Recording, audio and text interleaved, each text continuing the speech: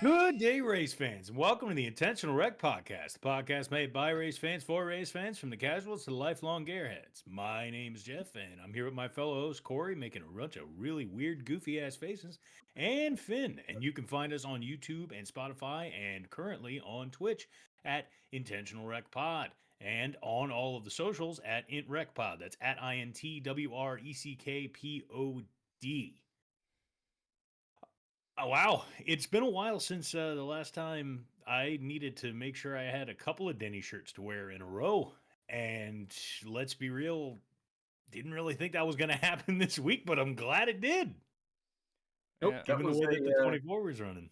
Denny, he's Captain Lucky this year. I mean, that was a lucky win. He got lucky when they were in Vegas. I hear he's winning a bunch of money out there. It's a good year for the 11 car so far. Very lucky. Really? Was Martinsville lucky? No. Okay.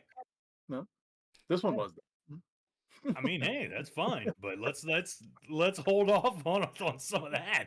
Been a real lucky year, except for him winning by almost half a mile last week. But, if Kyle Larson didn't wreck in the same spot twice, he probably doesn't win this race. But and that's fine. I have no problem talking about that for this race. That's fine.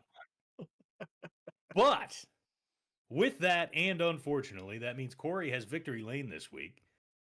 So we'll give him 1 minute of uninterrupted talk. We will click the timer for sure this time, and we'll let you go at it. I'm gonna make some nerds mad. I am here to tell you, I'm gonna use my victory lane to tell you guys that we have the greatest Star Wars content coming to us in 2 weeks. The best Star Wars content that is available in 2025 is Andor. And it's not even close. Finn's over here shaking his head because he likes the absolutely god-awful Obi-Wan series. Atrociously bad. Andor, for those of you that don't know, is the prequel series to the Rogue One movie that tells the story of the spies that stole the Death Star plans. And Andor is the origin story. It is the best Star Wars content that we have received as fans since Return of the Jedi. It is not even close. If you haven't watched it and you are a Star Wars fan, you are missing out. Everything else is terrible, and Andor is awesome. That's victory lane. Because I'm going to bore these two to death. Wow, you actually did it right on the timer. So that was a minute. Look at that. That was a minute on the fly. I have a question because I'm not allowed to rebut unless you invite it. Is Vader in this series? No. It's not about that. My point it's not remains. about Darth Vader. My point. They are allowed to make content in the Star Wars universe that does not have Jedi in. I agree. Yes. I watched. Just to be clear, anybody watching here, I am not a Star Wars guy. Like, I'm not. Like, I didn't watch the Clone Wars because it's animated. Like, I'm not. I'm simply an outsider. And to defend my take, not to argue against yours, but defend my take. The worst take. The reason why I think Kenobi is the most, or Obi-Wan Kenobi, the show, is the most enjoyable Star Wars content is because Star Wars, despite not being a major fan, has created one of the coolest villains of all time. I think we all agree Darth Vader's a top 3 villain, right? Are we taking Darth Vader over Voldemort? Yeah, sure. You know what I mean? And y'all know I got Harry Potter on my thigh. I take, you know what I'm saying? Yeah. Right. But the series never gave us prime Vader, and I always give the LeBron analogy. If I told my great grandkids there's this guy named LeBron and he was the greatest basketball player ever, and they're like, okay, great grandpa, can we watch film of him? And I'm like, yeah, here's his high school tape and here's his Lakers tape, and I show you none of LeBron on the Heat. You might go, oh, I could see why he was a badass, but I never got to watch the badass. Obi-Wan, those fights, that was prime Miami Heat Vader. You know what I mean? A show for children. The end of Rogue One, where like light on, that's black jersey Miami Heat LeBron. Here to fuck your day. There's no way out. You can beat Lakers LeBron. You can beat a 16-year-old LeBron. Miami Heat black mask LeBron is gonna eat your lunch. And that is why. Not the show, storyline, I don't care. We know this. Yeah, it was awful. If if you're gonna give me a badass villain, give me the best of that badass. I need to feel in the pit of my stomach that, oh my god, he's gonna fucking win, and there's nothing we can do about it. That's why. My last point on this is: have you watched Andor? No. Go watch it. I don't know any of what's going on here. That's why I'm just trying to see badass. For example, I like the new Star Wars better than the old school 70s Star Wars. We'll forget the early 2000s shit. Because visually it's more stunning. I get more of the badass fights that I want to see. Again, this is a 100% casual take. If you're going to get my attention, it just needs to be cool. I'm here for the action.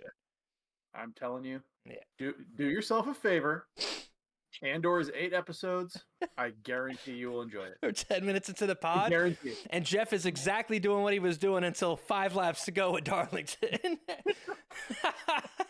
Through 5 laps to go. All right. Open section is done. Star Wars. Here's to Star Wars. What do we want? I'm calling this podcast the Darlington Heist. I wanted to call it Denny of Thieves because I just watched the Den of Thieves the other day, and that is also a heist movie, and I think that's a great pun. But 11? Yeah. Oh, fuck, dude, there's so many good ones. To go with a guy who stole the race this weekend, and I'm not mad because it made it kind of watchable. Hold on a second. Ocean's 11. If I may, Denny of Thieves can you please explain to me? Like, you guys keep saying this. Can you explain to me how he stole the race? How he stole I the can race? understand Byron all over the place, and I can understand Larson wrecking, causing the caution, and a whole bunch of things that Denny didn't fucking do. So that's what I'm trying to understand. Like, what exactly makes it that he stole the race? He won the race. He stole it when he did not have a race winning speed. He did not lead any laps in this race. He never even competed. Well, he led laps in this race. Right. Only one person led laps in this race. Exactly. In fact, the only person that I would argue couldn't have stolen this race would have been Reddick and Blaney because there was a pit scenario where they pit 4 laps. Like, again, those are the guys that had speed throughout the day, but Blaney had finally worked his way back up to the front. Reddick had speed most of the day, but nobody had ever been able to contend with the 24. There was 0 times he had to pit under green throughout the race because of cautions and stages. All intents and purposes are that race was dominated or what is going to be won by one of those 3 guys. Like, for example, the guy that finished, second in this race? Who finished second in this race? Byron. Bell, right? Or was it Byron? No, Byron. Bell finished like 3rd, right? 3rd or 4th. 3rd. Either way, Bell spent most of the day in the 30s, dude. Bell was getting fucking lapped. You know what I'm saying? Like, that is a stealing of a position, and it's okay. Like, nobody's saying Denny's bad. He already has a race. You walked into one. That's totally fine. Like, but for all intents and purposes. But that's what I was getting at, is that, like, the implication here was that he did something wrong. No, he stole it. No, we're saying he stole the race from us. He's messing with you. Yeah, Dude. Come on. he didn't do The anything. implication was that it was that he did something wrong. No, that's what he stole. The win. Everybody was there, and he snatched it in front of their nose when nobody was looking. Oh, here goes. I did see a speed chart on pit road because I swear to God that I thought he sped on pit road. There's no way. I thought because he had a slower pit stop than those. Well, he had a slower pit stop than the 45, I believe. And the 24. You guys, I don't know if you guys mentioned, but they're talking about the Jackman on the JGR guys, right? Swinging around. They showed the video of the 24 and the 11, right when they pulled into the boxes. Right side completely even, right? And then you see the Jackman come across and you see the JGR swinging that shit around and he comes over and they get lifted about, I'd say, a quarter second prior to the 24, and that made all the difference. And that's cool. I'd like to see that. I don't mind that occurring. I definitely thought he sped off pit road, but they showed all the sectors, and he was faster than everybody, but he was 47.9 miles per hour in that sector. 49.99 is the highest you can go. So he was good, but I was pretty convinced that he just killed him. He just killed him. That's what he did. So I will say that for the longest point, because we were talking about this while we were actually watching the race, we were all kind of wondering what was going to happen when Tech touched the 24. Because, like, I mean, Grant, it is hard to pass at Darlington. That's a well-known fact that was talked about all day. It's talked about every year. It's always a constant thing. But my God, I like think the it's the takeoff that he was getting at every single restart, and the leads that he was getting half a lap past any time that they restarted, it was bananas. It's like I was sitting there going, "What happened to this car?" Because right. it is completely different than anything Yeah. else that's on the track right now. I mean, the only thing saving the clean air is king allegations in regards to that car is that on qualifying the day before, I don't know if you guys watched, but Cindric had the early fastest time. And then everybody was going up and they were getting really, really close. But Cindric was wide open. Oh, he got great on the gas off of 2, had a good 3 and 4, and nobody else could maintain that speed off of 2 that Cindric could. So there was a couple guys that got close, and then, they couldn't go. And then Byron went up, and Byron was like a car length and a half ahead of Cindric and beat him so bad that for the rest of the time, I don't think a single car, the ghost car that they show on that, I don't think a single person, I mean, 2 more guys ended up beating Cindric, Priest and Briscoe, I believe. And neither of them were even, like, they weren't even touching the ghost car of Byron. Like, that car was disgustingly fast. Add in the clean air package, damn. But they ran into the issue where not making adjustments for bad dirty air all day, then they got behind and he couldn't pass anybody. And what a bad call. 4 laps. They left Tyler Reddick they gave Tyler Reddick 4-lap tire advantage, and holy shit.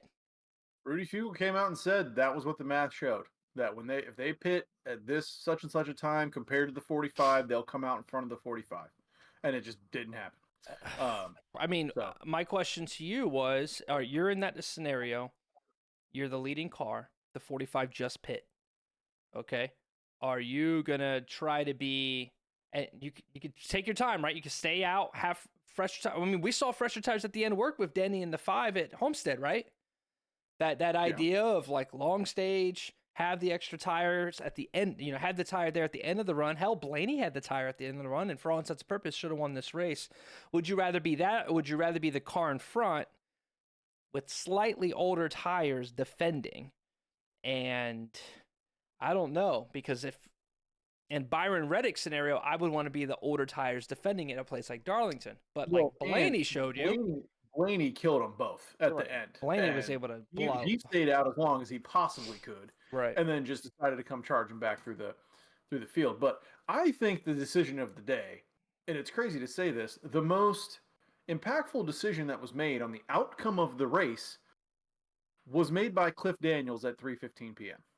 when he decided that they were going to put that car up on the jacks and fix it for an hour and a half, go down 160 laps, only for Larson to then come back out and wreck with 5 laps to go in the race.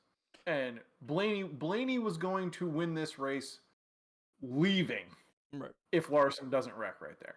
A back marker, not even a back marker, a non-factor. Right. The only reason that he was on the track was because he had the coolest paint scheme of the weekend. That is why. Yeah. There's an argument to be made that what they're doing was practicing for a situation where the car wrecks and they want to get him back out, and there's all this and that. And when he came back out, he was incapable of even increasing his finishing position by 1. He couldn't get 1 more position. So there was nothing to gain. Right. I really, other than practice. In a way, I almost wish, again, that you could be retired for that reason. If you cannot gain or lose a position, retire the car, because or make all the fixes you want. Don't put the car back on the track. Right. Like, practice everything you want off the track. But what data? Put that car back on the track. What data are you getting a wrecked front nose on Darlington? Right, you're going to be slow. The only reason he even passed the 23 is because he probably had fresher tires. Like, I agree. Up so bad in front of Bubba that this was in no way Bubba's fault. He had no chance of getting out of the way. I could see a couple things. One, getting low coming off of that turn. Maybe he didn't have the speed, and then obviously seeing the 45 in the wall. I get why the 5 checked up. But it's not Blaney's fault that he just slid up right in front of him and then checked up. Or not Blaney, Bubba's fault. It's not Bubba's fault. Bubba didn't wreck him at all. A little bit of an overcorrection by the 5, but remember, thinking from the 5's perspective, because remember, Bubba's also a lapped car in this scenario, right? So we just got 2 lap cars driving, and he's probably just thinking, oh, shit, I don't want to have anything to do with the leaders because he knows what it is to be up there and have somebody, oh, I checked up and then somebody, 2 guys ran me over. It's so weird, but I agree. The car shouldn't have been out there. What are we doing?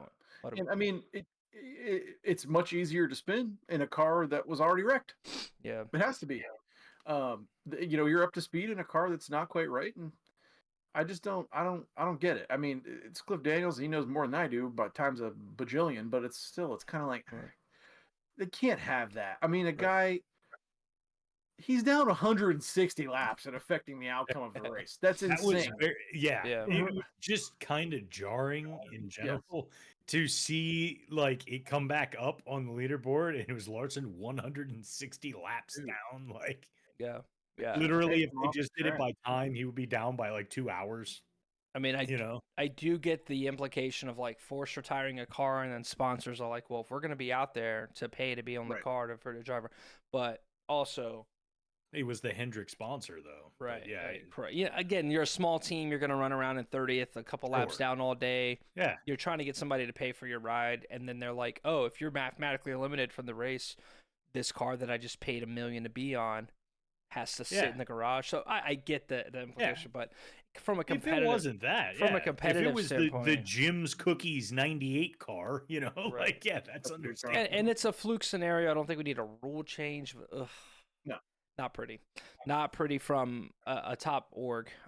So I don't think we need to hold anybody to the fire. Speed, like they're required to make speed, right? Like He definitely made speed requirement. I mean, he passed a fully healthy car. So the problem wasn't speed. The problem was just a freak scenario. And again, it wasn't even the first time a wreck happened right by the leaders.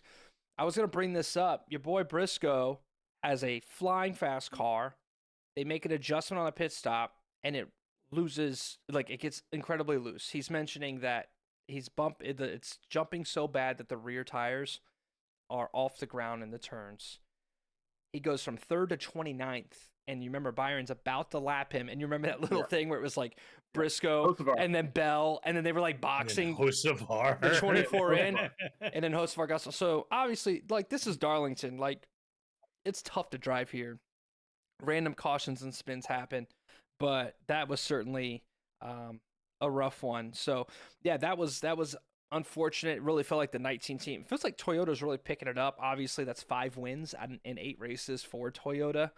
And then what many would say is one of the fastest Toyotas right now is Bubba doesn't even have a win of those 5 wins for JGR. Right. And then, the boys 42 and 43 are nowhere to be found. Well, there's something to talk about the 43 here in a sec. But yeah, that was super weird. I've seen a lot of people lose tire and lose positions. I don't think I've ever seen a guy going from battling in the top 5 to within 20 laps, literally about to be lapped without spinning, wrecking. You know what I mean? Like, and that was good on Chase to go uber save, keep the car in one piece. Another driver might push it, wreck, hit wall, and even got lucky later in the run, right, with the caution between the that came out during the pit stops and ended up top 10. Didn't, just faded straight to the back again. Yeah, just fade. I don't know how they messed that car up like they did. The 43 is another note that I have. So I was watching a 2006 Watkins Glen race. So I'm prefacing this because I'm going to lead the discussion with you guys. I was watching a race, 2006 Watkins Glen, Kurt Busch in the Blue Deuce was coming down pit road, and about 3 meters prior, within 10 feet of hitting pit lane, a caution came out, pit road closed. And he entered a closed pit road. And as a result, had to succeed his top 2, maybe even leading spot position, and start in the back of the field on the next pit stop as a penalty for pitting under a closed pit road. Same thing happened to Eric Jones.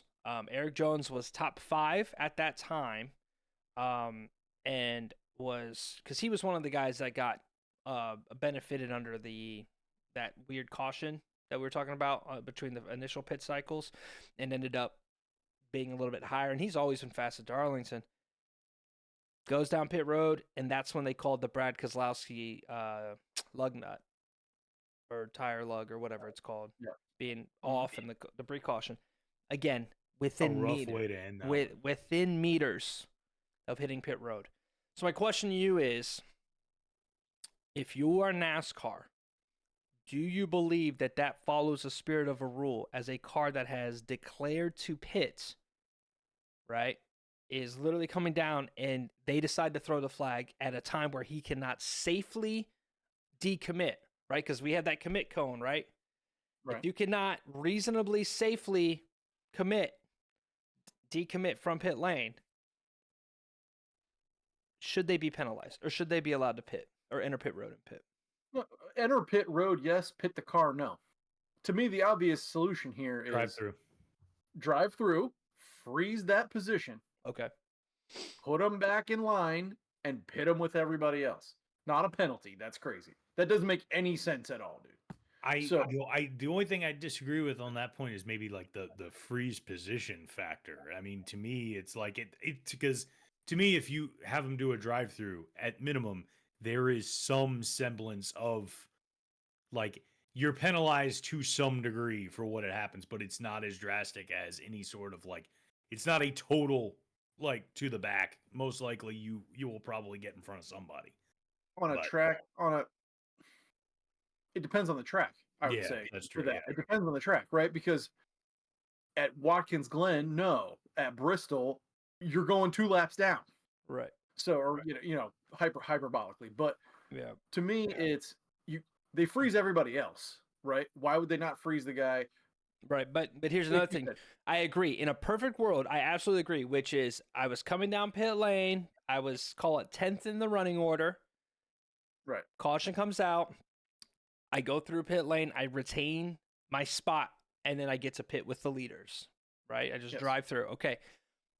But what if you are not, like, NASCAR is not, because remember, we're talking about when's your pit stall, and is NASCAR effectively able to communicate with you? Yeah. You know what I'm saying? Like, if I had the first pit stall, NASCAR is Right. going to have to be able to communicate to my team, you can't pit here. You entered a closed pit road. So now I'm just pitting because NASCAR has not communicated anything to me. There's not like this isn't a system that's automated, so it can be known immediately. So if the driver does pit and get tires, do we still penalize, even though they have not been told in any capacity? Well, first of all, it's 2025. Let's get that automated. Right, because drivers, because keep in Mhm. mind, you would say, well, the driver should be watching it. No, the driver has to watch the dash, because if you're not aware in NASCAR, they don't have there's no speedometer on the car, right? There's like RPMs and like they have digital stuff, digital dash, but it's lights based. They're not allowed to know the exact mile per hour they're running in the car. So he can't just be like, oh, cool, I'm at this speed, or I'm limited to this max speed. And then I can go watch, okay, we're good. You know, he has to be slowing down to maximize his pit entry. So there's too many things, I think, to safely. And I just feel like this is, do we feel it's slightly different than the Logano box restart thing? Or Logano restarting? I think it is. Right. It's its own issue. Okay, so we're not in the same where it's like black and white. Like, there's got to be something here. Well, perhaps maybe even you have 2 commitment cones. Well, maybe you have a pit. How far is the commitment cone? The cone is at the line to enter pit road. But what I'm saying is have 2 cones. No, there's the commit to pit road, and then there's the line on entry, which is where I believe your speed has to be down, which is the true intro. Because the wall to pit road can't, and where that line is can't be where the commit line is, because that would you'd crash. Right, you'd crash. So, like Kyle Larson. Yes, yeah, Homestead throwback, but and also you can't be like, well, you should be able to stop the car at that moment and reverse. Okay, what if it's a super speedway and there's like 13 cars getting down to speed together, coming from 200 miles an hour to 60 miles an hour, and then it turns? Are all those guys affected? You know what I mean? So we can't make a rule that just assumes that the driver is driving at pit speed with nobody behind him, and that, oh yeah, just stop the car and go. I think, yes, I agree.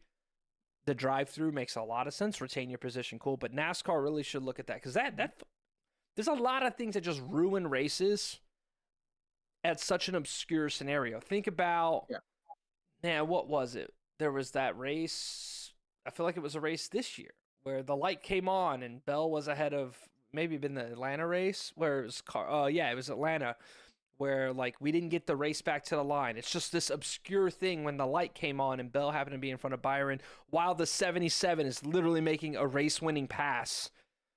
You know, what things if there's a complaint, I've got it here. I do think NASCAR needs to do a little bit better at some automation stuff. We got these teched out cars. There should be something like on your dash that goes, pit road's closed, Dude, and you can veer. If they can transmit high-res video from those cars, we can send them a caution light. Right. In real time. Yeah. Like, come on. What are we doing? I do like feel, if nothing else, if they do nothing else about this rule, they did miss an opportunity, and they really botched it by calling it a commitment cone and not the cone of commitment, because I just feel like that has a much better ring to it, if we're being totally honest here. Yeah. But no, like, to that point, like a sensor. If you can, if you've got markers all throughout the track, like, that are so precise that you can tell me exactly where everybody else is in the lineup at 200 miles an hour, you just, to your point, Corey, like, you can tell me when the light goes on. You can tell me when I tripped a sensor for not being at this speed at this time, or that pit road's closed. Or at minimum, you can flag a light in the car that says closed. Like, you know what I mean? Right. That's what I'm saying. Yeah. Just a toggle. It's green or it's yellow or it's red. I also believe, as soon as it goes yellow, yeah. If you're within this extra line that we've added, that's whatever it is, say 10 yards, 30 feet, right? If you're within 30 feet and you make the attempt to get back out of pit road, et cetera, et cetera. Now, you can't have the quick re-entry. So this is, have to use, it requires common sense, which NASCAR rules are not good at. Right. No, there can't be. It requires application of common sense. This is especially with somebody mentioned track types earlier. This is an entry only point. We cannot have a scenario where people are veering back right. Yes. At any point, especially at some tracks where the apron is a viable option, a viable lane, a scenario where it's simply too short, like, the backstretch of Martinsville, you know what I'm saying? Like, there's too many things going on. Or, Atlanta, where it's on the backstretch and we're like 2 to maybe even 3 lanes of traffic. It should not be a scenario ever where it's like, there should be enough time to veer back on. No, it should be, if you have committed to pit road, right? Now, how we want to define committed to pit road, if you have to add another line and say, when you pass this line, that's what I'm saying. That is your caution pit. And if you're there and the caution comes out, okay, you don't get to pit if you have not entered. If you have entered pit road, as in the front of your car is at the line at the moment the caution comes out, you may pit. But if you are not, if you have not entered pit road, right, then... Here's a crazy idea. Give them a button in the car. Let the driver tell NASCAR, I have acknowledged that I'm not pitting. I was not there. I'm not pitting. Interesting. Yeah, something along the lines there to be like, I get it's such a niche example, but the fact that I watched a random race from 2006 and then to this Saturday or Sunday it happened, it's just, where can we technologically advance our sport to be a little bit better, right? The NFL is obviously working on first downs and measuring them, using the technology. MLB's working on the robot strike zone. Right. We got to get rid of some of these obscure things in the sport that, again, that kill the spirit of the rule, right? Like, here's a dumb one. When you're choosing lane at the choose cone, if you touch the choose cone with your car, even though it's very obvious that you were choosing a lane, to the back you go. Are we serious, dude? Be serious? I went to choose the outside lane and I just happened to catch it because I'm driving a vehicle at 60 to 70 miles an hour and I didn't see this obscure orange painted thing. And now I'm in the back, even though it's there. I didn't do like a weird, oh shit, revert. It was just like, I just touched. Like, that's what I watched in Xfinity. Some guy barely touched it and they're like, to the back. It's like, Jesus Christ, dude. That's what we're doing for here. Xfinity, just considering the way that the series has gone this year, for fun. Just light the choose arrow on fire, and then they don't go. And then it's just an open flame that's coming out of the track, and you just drive left or right of the flame. How about we have them push a button? I'm just saying, the cars have plenty of buttons. here's Just give here's him a my little thing. toggle, left or right, Eh, inside eh, or outside, inside. I'm gonna be And honest I'm with you, going there. man. Here's the thing about that one. I am against that concept only because as well as I do, you're the if any sport in any scenario, if there's any sport in which you ain't cheating, you ain't trying, like is fully like in all force at all times, it's NASCAR. So any situation where you're just letting the drivers go with some sort of a button to go with something like that, I don't know if I'm going for Just that. like let's bring it Let's into the like the drivers 21st make the century. rules. I I'm don't not the smart know. guy. I'm just saying I'm applying what I know to the sport, right? It is 2025. We have to be able to do better than than a square painted on the track. We have to. Right. Right. I I mean, refuse to believe there's nothing better than that. it's so because like the 9 got like everybody checked up and the 9 got out of line on pit road on entry and then re-entered behind Cindric and then they went and did their stuff and they like threw the 9 to the back of the field. Like it's one of those like really guy like like and Nick or Corey, you've been in these iRacing leagues where like we were in an iRacing league where they had a live race control that would review every single wreck. Yeah. After the wreck, and then they would just send people to the back of the field. Like, have you watched a single NASCAR race where somebody goes, Tyler Reddick, correct Busher, Tyler Reddick to the back of the field on the next restart? No, dude. Like, yo, like, and not only that, it was never even like an intentional wreck. Name of the pod. It was always like the dude checked up because he got loose, and then I touched him, and then he spun, and then it's like 48 to the back of the field. Fuck you, race control. And of course, that's how it would go. Is like somebody would mic up and be like, "That's horse shit," and then like Man, it's a big like this is a detailed, almost personal, somewhat experience that we're hearing I right don't know, now. dude. I was there. It was hilarious. I left that league because they let guys on a track that very obviously you can't drive on old tires stay out with 80 lap older tires, and as expected they spun the tires, spun the cars, and wrecked the entire field on the restart. So like if you're gonna run a league, there should be some rules here. This isn't real NASCAR. Obviously real NASCAR they do that. You're just gonna get bullied by Kyle Busch in the garage. So we had interesting Daniels put a new nose on it. We had interesting strategies at a couple of the racetracks, and I saw something on Twitter today, and I wanted to run it by you. First, I want to see what you guys would do. NASCAR tells you we're not getting rid of stage racing.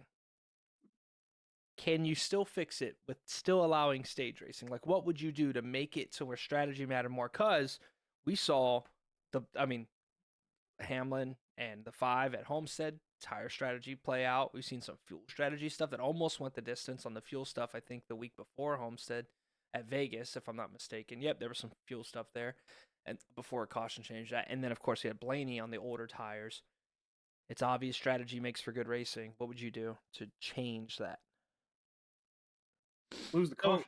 How would you change the sculpture of the race, knowing that stage racing will not be eliminated? Like we've said this multiple times. Get rid of stage racing. Get rid of stage racing. But NASCAR goes, nope, we want it. We want to keep it. How would you fix the race? Are you saying stage racing or stage cautions? Those are two different things. Up to you. Let's say the cautions are staying too. Like we're keeping the structure. Because I saw a really smart thing that came in. I was like, this makes a lot of fucking sense. Which is, have you ever guys watched a truck race and like they have stages, but like the first stage is like 30 to 40 laps? Yeah. Like they're just ripping through. Mm-hmm. Bro, what if we just do the first 2 stages of the race are just 2 sprints?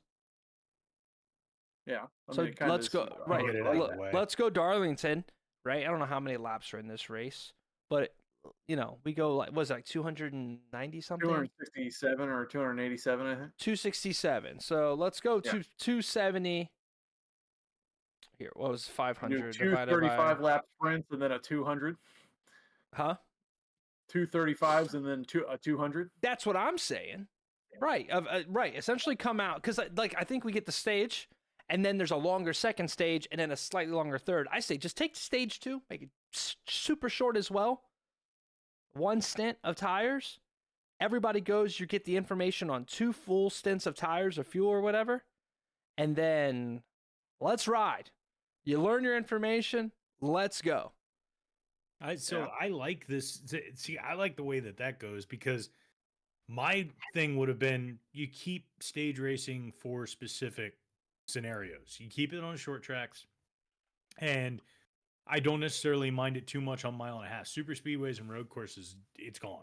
But if that's not a possibility, and if it's Right. hard line stage racing, no matter what, you just have to manipulate within the rules of stage racing, then I think that may be the best one. And I think like NASCAR has caught wind of that to an extent because we've already seen now in the Cup Series that the third stage is getting longer and longer. So, but I like the idea of just going full bore on that. Mhm. And especially like if you're talking about something like a road course, when you're watching other series, like a lot of times that first stop comes in maybe less than a quarter of the way race through, so you can get different tires. Like you started out on soft tires, and then Right. you got to make a move over to hard tires. You got to do something else like that, and then you make your long run. Mhm. I think that's good because I think that brings a lot to when you can actually see what long run speed looks like for these cars. And in that scenario, Byron probably wins the Darlington race if that's the case because, like, yeah, we had some crazy shit at the end, but Right. I don't know. I think it Well, makes a you difference. still There. are going to have cautions. Well, no, I'm not Right. saying you're not going to Like, have cautions. still I'm gonna have saying that cautions. remember Larson for the first time spun out. I think 5 laps in. Yeah. It was a couple laps 5 in laps from the that beginning and 5 laps from the end in the exact same spot. yeah. Yeah. Like so it's but I was thinking more along the lines of like you get all this stuff going out of the way and then at the very end it's so far like at this point Larson got into that race so late and so messed up and so far behind that nobody understood or could really think of why he would have actually entered. So that's an anomaly. But either way, like you have this long situation. I again feel like Byron probably wins that race just because his ability to get is such a big of a lead that he had and the long runs that he had. He had one of the best long run cars on the track. So Yeah. Well, I mean, I don't know. I don't know. I I'm mean, with that. it's a valid idea. You're basically just running duels at the beginning of every race. I mean, right. I mean, you get it's Yeah. just one of those things just like, yo, just get it out of the way. Like having this long stage 2 does nothing to me, right? I just feel like Do you adjust the points? no, If you do it that way, do you adjust the points at all? Because I mean, then you're extending the end. Do you take away a couple of points on the first two and then I add a keep couple it on as the end? is, man. I keep it as is. I think we start seeing some more short run strategy as a result, right? Let me ask you the Especially at question tracks where this way. passing are hard, right? So now we have a scenario where stage caution comes out. Let's say it's Gateway, right, where we know Joey Logano can run 900 laps on left side tires, right? Maybe he goes and takes 2, and he chooses a track position for stage 2, and he's trying to fend off all of he's trying to fend off all of these guys for this 30 lap sprint with just right side tires, and then cool, and then we can get the real NASCAR race, which is over 2/3 of this race on one stage. So, and that's what I would ask you would be, are you, because they already make stage 3 such a length that you can't make it on fuel no matter what track they're at, right? And so you're saying make stage 2 the same length as stage 1 by making the third stage longer, right? Yeah. Okay. So you're not saying just make the first stage a little longer, then you're splitting the difference and leaving stage 3 the same. Yeah, give me 45, 45 for And then Darlington. whatever left. 45 laps, Right. 45 laps, and then whatever left, right? For the And then 600, right? 170, right? Right, for the 600, give me 100, 100, and give me, well, it's 400 laps. So give me 75. 50-50. and I'd then- go, right, yeah. 75, 75, right? Like enough distance where it matters, but it doesn't have to be a one. Like, again, like, I don't need a long fuel run on stage 1. Like, just, again, watching the truck races, those are sick, dude. It feels like there's 2 back-to-back sprints races are towards great. the front. Let me see if somebody's willing to save. Again, assuming the track, right? You're like, okay, like, listen, we're starting this race in 23rd. We're not going to get to the front. I'm not going to burn my tires up. And then at the stage break, let me choose. Or at stage 1 stage break, again, Martinsville, maybe we went 40 laps or 45 laps or 50 laps or whatever it ends up being. You say, fuck it, I'll take 2 or no tires. And then half the Right. field ends up flipping itself because they're racing for stage points now. Then we have all these other guys in the back, working these things out. Okay, cool. And then everybody pits for tires at the end of that stage type thing. It'd be chaotic for sure. It'd be chaos. I mean, I don't know. I don't want a scenario where we like invert the field. You know what I'm saying? But it's just like not the old All-Star races where you roll a lotto ball and invert the field based on what that number came out to be. But like something interesting where it'll introduce some like, okay, let's sprint this one out and except for super speedway racing. Actually, we could just end it after stage 2. We'll just call it a day after stage 2. Just end the race after stage 2. We'll but honestly, you think about it, that'll get rid of a lot of the fuel saving stuff. Of them saving the fuel on those runs, they're like, we can make it on fuel. Let's burn them, baby. Let's ride. Yep. So stage 1, and then again, stage 3, if they're gonna save, cool. But then we have teams that are on different fuel strategies. Like, fuck it, we'll run around, and you have these trains of cars, of Fords and Toyotas, all 6 of them, and tracing each other. Speaking of 6 Toyotas, turns out Legacy Motor Club paid $40+ million for that Rick Ware charter that we were talking about last week. Yeah. And I think it has to be for Corey Heim after thinking about it for a week. Okay. I think it has to be. Toyota, obviously, Go on. They're so limited on seats. If you don't promote, somebody else will take your guy. Toyota literally took other people's guys because they didn't want to put him in top ride. You want to put Tyler Reddick in a top Chevy ride? Guess what? Tyler Reddick drives for Toyota now. Eric Jones, you want to sit Eric Jones in a shitty Chevy ride? Or Chevy doesn't want to help? Eric Jones. Chris Bell was driving around in that 95. Briscoe. You know what I'm saying? They're stocking up, and they're like, shit, all these seats are filling up. I think Heim is the future of what the 11 car. I don't know if he's going to drive the 11, but I think Heim is the clear next jump for that route. Get him up in the Cup Series, keep him happy, keep him in the Toyota camp, and then keep it going, because that's a talent that people are talking about. A Cup seat, he didn't even have a full-time Xfinity slot because the slots are full. They got Eric Almirola driving around a 19 every week. So I think, as much as I don't think Corey Heim makes a lot of sense because you're going to go there and drive a shit box for a while, if you're not going to kick out Riley Herbst, who's a pay driver, then there's got to be a place for Corey Heim. But 45 not million. going anywhere. He's not going anywhere. Who? He's not for a while. I mean, he's Herbst, not running well Herbst at all. But yeah, he's gonna need time to develop. We can't go and act like right. It's he's tough. gonna go, especially with the way that Ty's been racing for most. I was of the gonna say, season let's and be for last honest. year, We all too. know who the worst Toyota driver is right now. And I'm pretty sure it's Ty Gibbs. I think it's John Hunter, but Yeah, out of the major teams, out of the Gibbs camp, yeah. But he did finish top 10 this week, so shout out to him. But I mean, we are about a third through the regular season, right? 8 out of our first 26 races, and right now the only playoff locks are Bell, Hamlin, Byron, Larson, Barry. Who are you really, really worried about right now? Like, not like, he's revving it rough. Like, nobody's worried about Brian Blaney. He's got no chance, dude. Dude, Keselowski's a name. Without winning a race, he's done. He's done. He's like 33rd in points or some shit. Dude, I'm worried about the 6 for sure. That they had some speed last year, they don't have it this year, and it might be the point where Brad just maybe don't have it anymore. You know what I mean? Yeah. Because Priest was real fast this week. The 17 we've talked about being real fast. What about you, Jeff? You worried about anybody like big name? I am so worried about Ty Dillon, guys. No, if I had to pick in that regard, I mean, Ty's at the top of the list, like Ty Gibbs, not Ty Gillen. Mm-hmm. But at the same time, if I had to look, I'm worried about Kyle. Oh, is it? No, wait. Busch. It feels like every time we start to see a glimmer where Kyle's gonna, come out and do some Kyle stuff, and we might see something, it just fades away.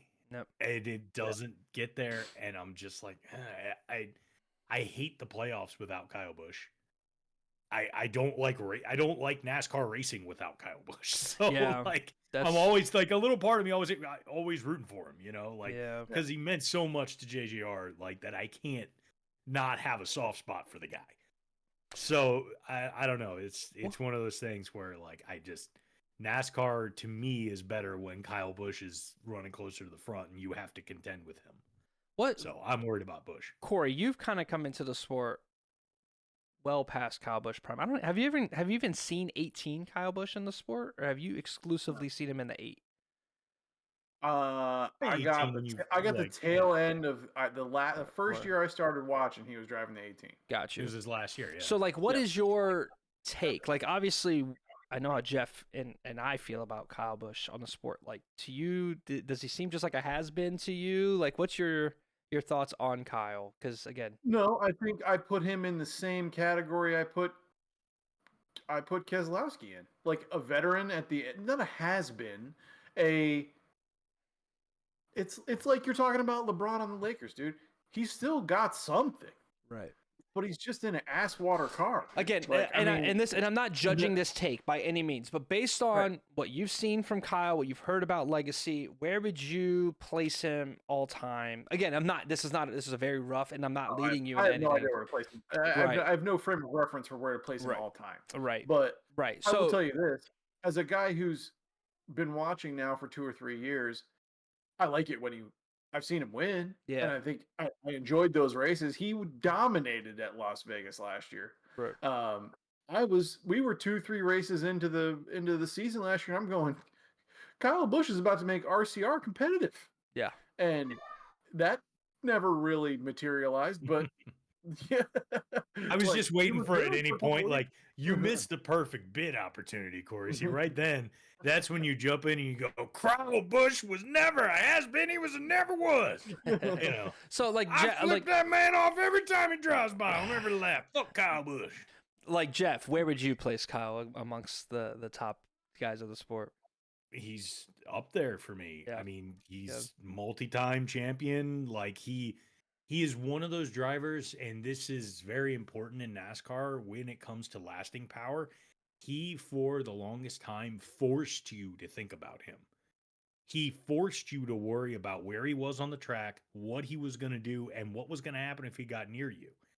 And over the course, I mean, like, and this happens with a lot of drivers, right? Is that you have somebody who has a reputation, you have somebody that has, like, so many people can't stand the guy who, like, eventually, like, as they get into their golden years of the sport, start to, like, soften to everybody. And Kyle Busch is such a perfect example of that.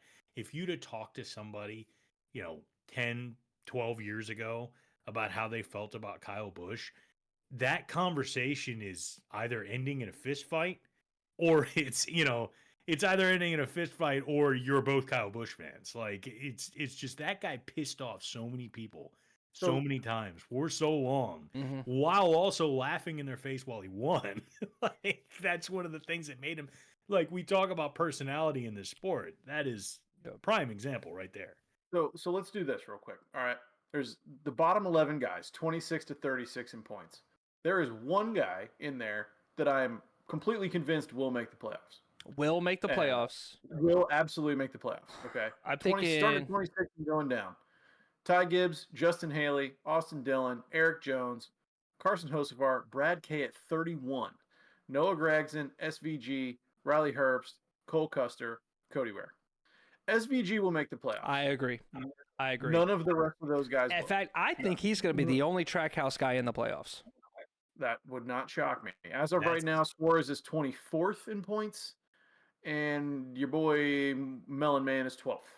So if it ended today, Chastain's in the playoffs, but I don't see the one winning a race, and I see SVG stealing one of the, not stealing. I think he just straight up wins one of the road course races. I don't think that's. If the season ended today, Kyle Busch is in the playoffs, 16th in points. Yeah, that Coda 15. And that I think he had another one where had him close. Allmendinger's 16th. Allmendinger's a sleeper. Allmendinger's going to be a complete. You and I are looking at two different things then. You know what? I just realized he's going to the race, or he's in Cup now. I'm on 100%.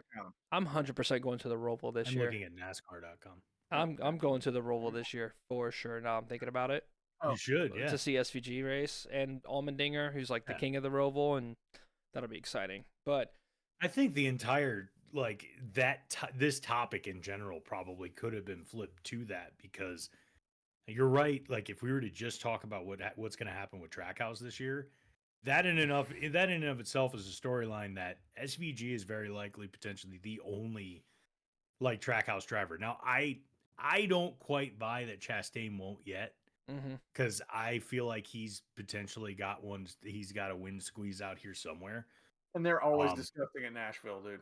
Right. That's what I'm saying. Is like there's at least one to squeeze out for him. I don't know about Suarez. Like I have trouble counting out Ross Chastain this early in the season. Yeah, we're a third of the way through, but still a lot of races to go. Yeah, I mean, I don't think that he doesn't have the talent, but they've just been pretty abysmal, and I'm shocked he's 12th in points, if anything, and that just seems to be more indicative of some other guys. Probably like, where's Logano at right now? Is he top 10? Well, Jeff and I are looking at two different things, and mine's only He's ninth on the one that counts. Right. So, I think obviously Logano's in. I think we're gonna see Blaney in. It's the official winner record, bro. Like,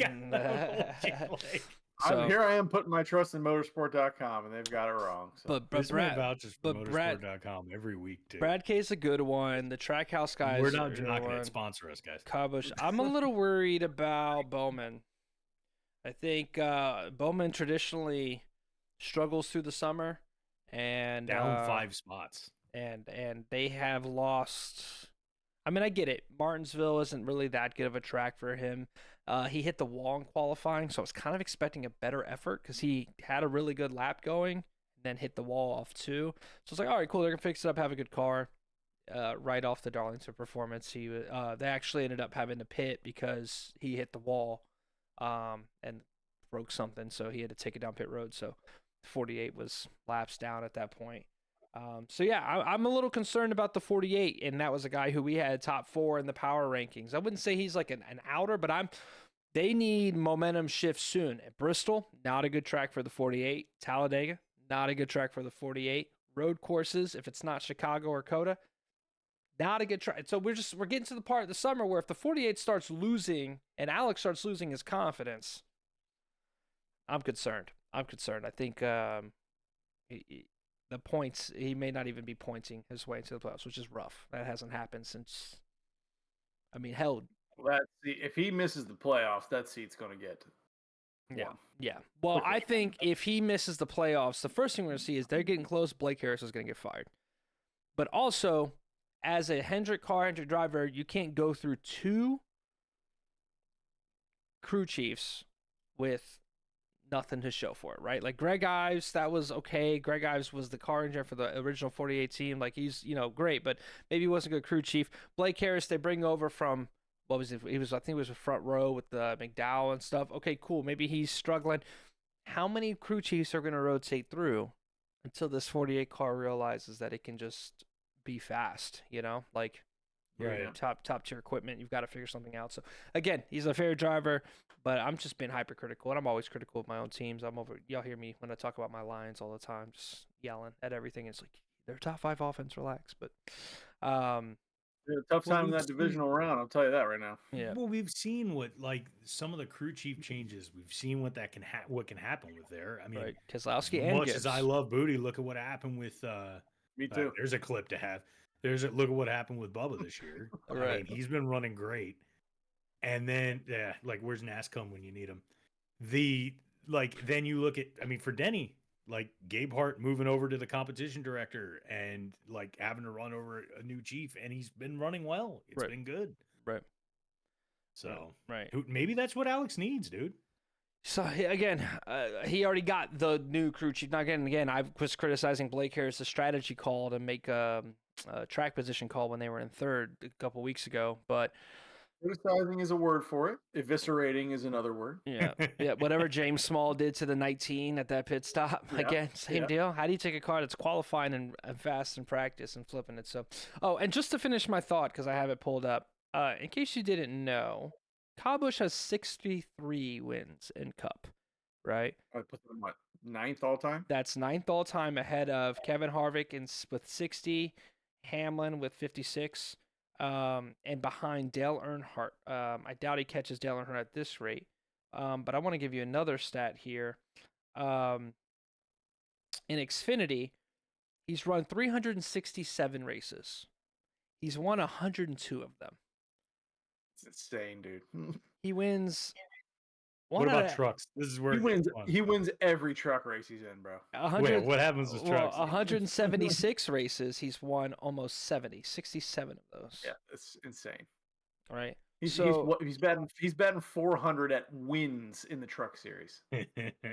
Yep. He's also won 3 ARCA races in 9 attempts, and one and so 4 out of 10. So ARCA. I don't know when those got ran. Those don't actually count. Those are the early 2000s. I think we could go racing ARCA right now if we had any money, Finn.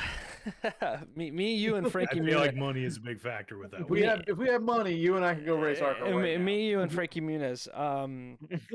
We'll get Hillary Duff. He's in the trucks, baby. We get Hillary Duff in a Volkswagen Beetle and drive her around. Actually, that was Lindsay Lohan. Gladly. So, Herbie reference. So, all right, let's whip this back around. Let's get this back on track. But I just to complete my Kyle Busch thought, many consider him the best stock car driver of all time, pure talent. Many consider him a top 5 driver of all time. I think I would put him in my top 5 list.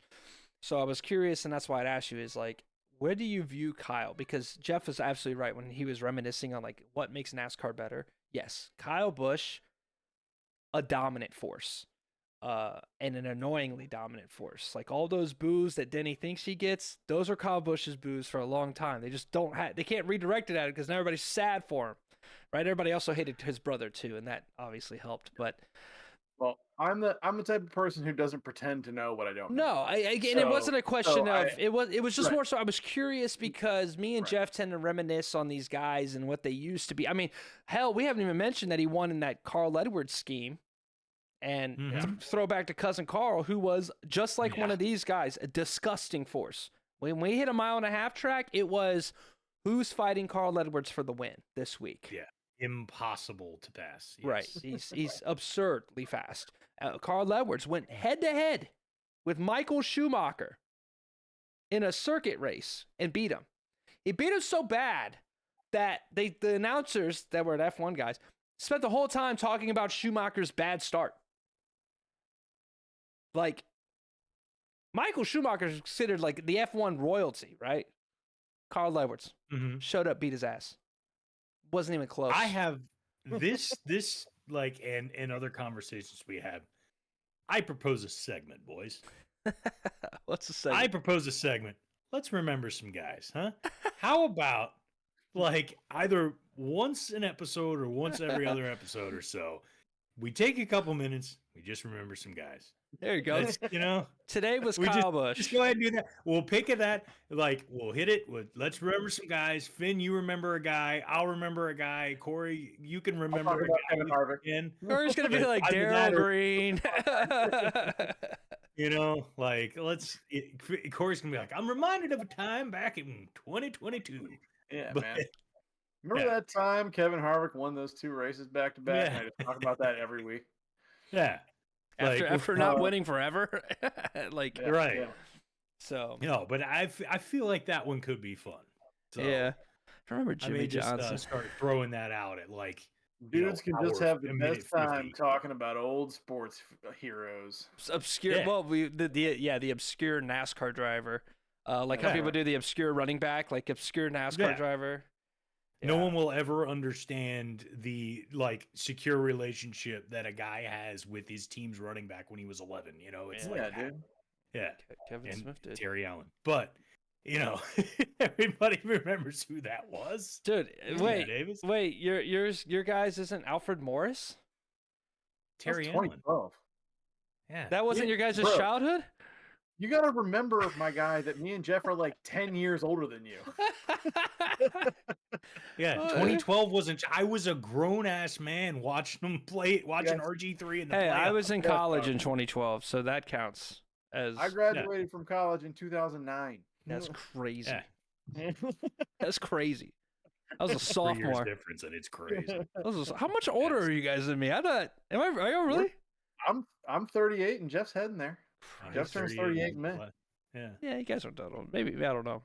Well, that's what I say. My childhood running back was Terry Allen. A combination I don't of him remember and that Steven name, dude. Davis.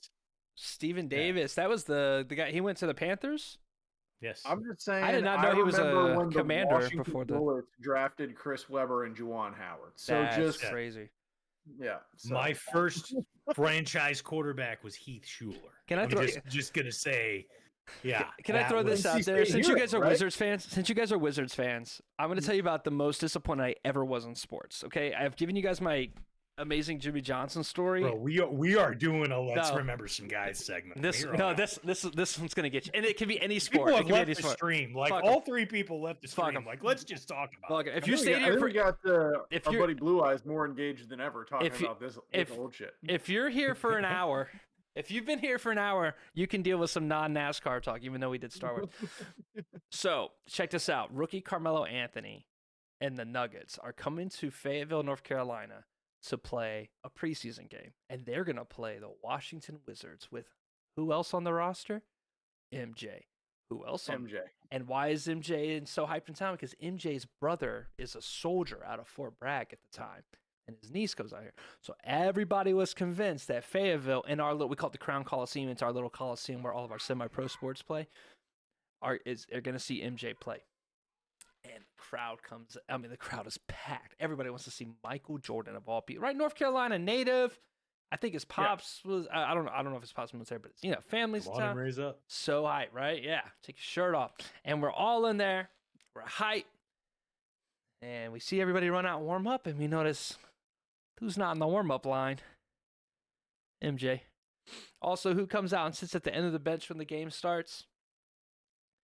MJ. In a jersey? No. In a suit. And who In a leaves? suit. Who leaves halfway through the first quarter and never comes back? MJ. That's even better. And who's a fucking kid who now has to watch Juan Dixon miss shots for the next hour and a half, dude? Let's This not guy- go knocking Juan Dixon. All Fuck right, Juan let's Dixon, calm dude. it down on knocking Juan Dixon. All right, I'm gonna knock once again. Remembering some guys here. all right? Let's calm down on that one. All right. Was Kwame Brown on that team? I sat through Chris Whitney. Was Kwame Yeah. Brown on that team? Oh, Josh just said Kwame. We're fine. Juan Dixon, Kwame Brown, Chris Whitney, Who? Calbert Rod Cheney, Strickland. Rod Strickland, Calbert Cheney. Oh my god. That's the reason I'm a Wizards fan. Get out. That's the reason I'm a Bullets fan. And Hey, Melo didn't I've even said time and play. time again. Melo didn't even I'm play, out, dude. I'm out until they like they lost me. I'm sorry, they lost me. They ruined the NBA for me. I don't have a team to root for. They're terrible. Dude, be a They've Hornets been terrible fan, my dude. whole life. Dude, just come watch LaMelo Ball, like, do some bullshit for an hour and a half and enjoy it. Not think about wins, man. I think I've seen the Wizards win one playoff series in my life, if I'm not mistaken. One. You are, That but was it's okay. that was John Wall standing on the table going, "This is my city." We lost that series, but No, John. It was not your Yeah. city. It never was, and it was never going to be. hey, I was at that game. It was great, and we did lose that series. So who's the 'cause By they the had way, him in that game you're and right. lost in game 7. Shame on me for not giving Alex Ovechkin victory lane. So, Yeah, there Yeah. you that go. is shame on you. That is Yeah. Shame on me. absolutely shame on you. Shame on me. Yeah. Shame on me. Yeah. And so that means on the next episode you're muted like for a solid minute. You're right. there. But though it is I kind know. of funny that our boy there is in chat and he missed my 1 minute victory lane about the show that he refuses to watch because it has no Jedi in it. I agree. That's great. Don't build the greatest, coolest story of badasses with swords and then not have any of them or their villain. For once, I agree with Josh on any topic. It's happened. It Dude, finally happened. Finally broke. imagine a Harry Potter spin-off, but it's just muggles not doing magic. It's just called the UK Office. That's like, what are we doing? You know what I mean? What are we doing? No wizards. It's no wizard Harry Potter. It's just the UK Office. So how you gonna have space wizards with energy swords and be like, Bro, nah, it is I agree. Andor is James Bond in the Star Wars universe. That's what it is. It's awesome.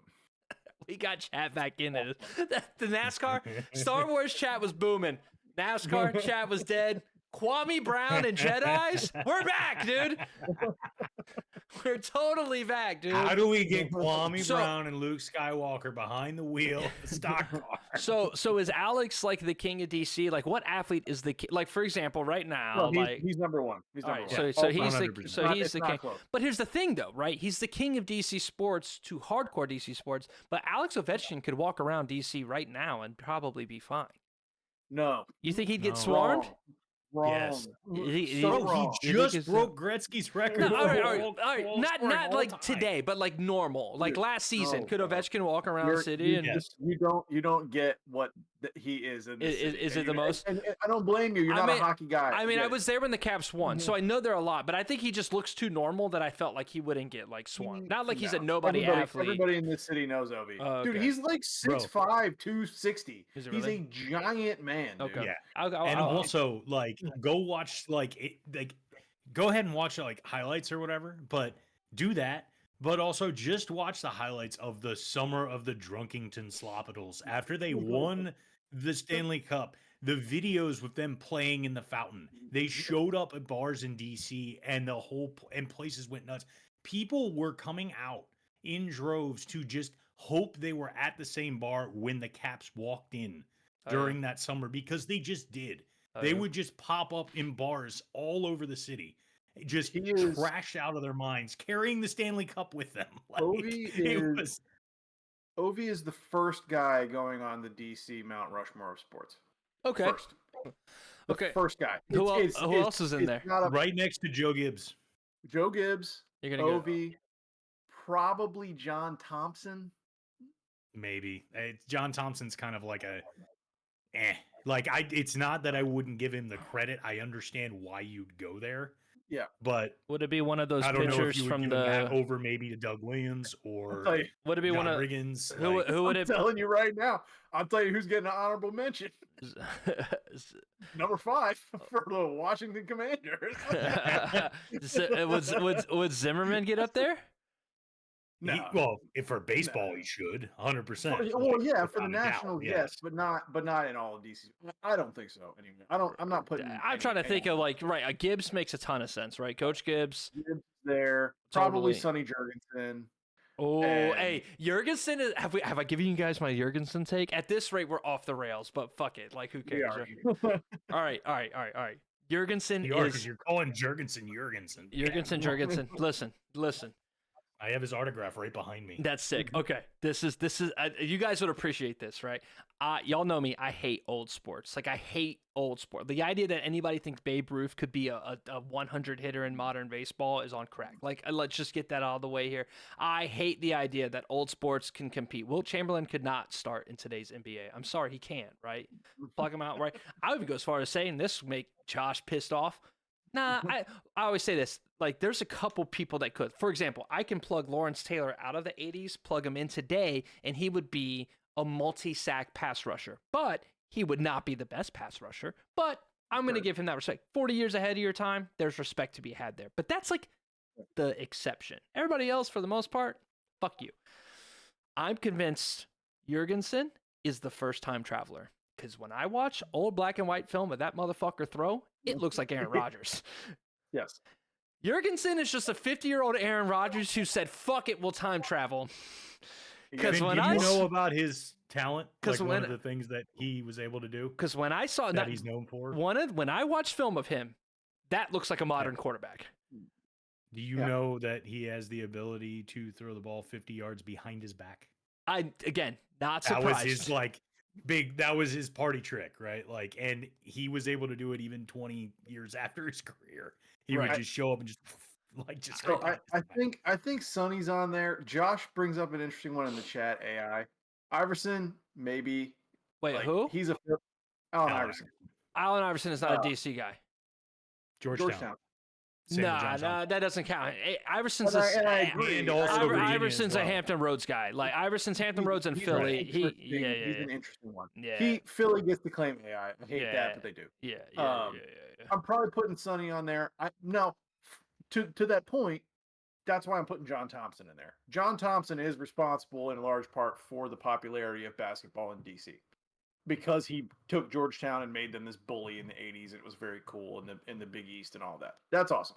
So I'm going Ovi, John Thompson, Sonny, and then John Riggins, maybe. Something like that. Y'all been fucking through it. Yeah. Y'all been through it, dude. Dude, this is what I'm telling you. And this is by the way my point. We have no one like Ovi. No one. Like he's so far above everybody else in DC sports that it's like not even close. Yeah. Yeah. He's the first one on the list, period. Yeah. Like the other thing, I mean, for me, like it'd be hard for me to not include Art Monk on the list. Yeah, that would have been strange, but I also just don't want to load it up totally with football players at the same time. The 80s and early 90s football guys are in the Hall of Fame. Joe Gibbs, John Riggins, Art Monk, Darryl Green. Those guys are Hall of Famers. They were a powerhouse. Right. But you can't have all of them, right? Right. Yeah. So, Rushmore's got to be the top. The top. It's four. It's four. Get your four. Yeah. Well, I said I wouldn't get political in chat, so I won't. But there might be 5. So you get one honorable mention, just in case 45 or 47 or whatever one decides to add another face to the wall. But Ray Leonard, another DC guy, by the way. I don't know if I'm not gonna ever do the Detroit ones. Y'all know I'm just a Lions fan. I didn't hear Cam Newton run Charlotte. I'll tell you that though. Like Cam Newton runs Charlotte. Raleigh doesn't have any. I don't even know who plays for the Hurricanes. So like whatever loser's playing for the Hurricanes gets to claim Raleigh. I think the biggest act in Raleigh is like if the fucking Savannah Bananas come into town. Huh? Are there people in Raleigh? I'm sorry, Yeah. Well, I think JJ Redick gets Raleigh because of Duke. You know what I mean? Like it's like all college sports stuff. Tyler Hansborough, JJ Redick, pick a guy, Christian Leitner, Ty Lawson. Well, now we're doing. You're gonna talk about North Carolina like that, and you wouldn't put a single NASCAR driver on the list. Well, DC's a city. Jimmy Johnson. DC's a city. Right? Like NASCAR doesn't you were really talking have about North any. Carolina, so that's why I was like for example, Chase Elliott would be a Georgia guy. Like I think it does come down to where that player's from. Like NASCAR doesn't have regionality, right? Like all of our tracks are just everywhere, so it's kind of like where that driver's from. That's a fair point. So yes, it's based out of kind Charlotte, of its own entity. Yeah, it's a weird one. So I mean, I think we know who ends up on the Mount Rushmore of NASCAR. I don't think that's a hard one. Yeah, that's pretty easy. Four Jimmy Johnsons. It's just 4 Jimmy Johnsons, baby. In fact, 5 because he won 5 straight championships. So there's like I think Jimmy would be there, but I feel like there'd be quite a few people who would be quite it would be sideburn quite frustrated Jimmy, with that and decision. Then Beard Jimmy, and then the King. I mean, shout out Richard Petty, the King, since we're back to NASCAR. But man, was that the most boring segment of the race? Was listening to Clint Boyer try to entertain the King, and the King talking. It was pretty funny. Was shitted on Fox Sports. It was bad, but that one was pretty good. Like when Petty was specifically like on Fox News Middle, he was like, "Yeah, y'all don't really show it, but these guys here in the middle of the pack, they're really going after it. They're really racing, getting past. We don't really get the race going on the way you guys broadcast it." Oh, that's amazing. All right, I give him credit where it's due. But all right, Jeff, take us out of here. We're 16 minutes over time. Yeah, but so far off the rails. Listen, carry it out. And it went quick, not as long as it felt watching Juan Dixon chuck up threes in 2004 or 3 or whenever the fuck it was. But yeah.